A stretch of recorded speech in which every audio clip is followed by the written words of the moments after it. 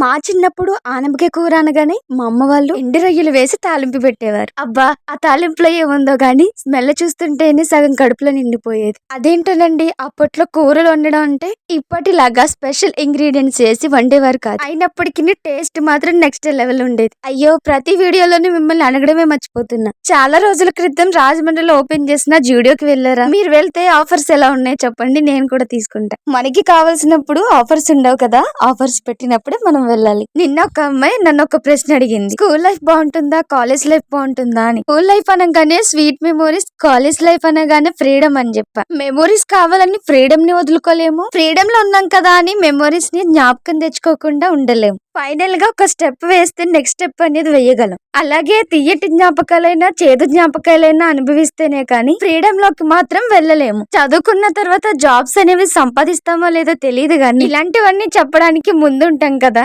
ఏదేమైనప్పటికీ స్కూల్లో గోడల మీద ఉండే కొటేషన్స్ లా అమ్మ నాన్న పనికి పాప బాబు బడికి, అనపకాయతో స్పెషల్ గా ఇలా చేసుకోండి, టేస్ట్ మాత్రం నెక్స్ట్ లెవెల్.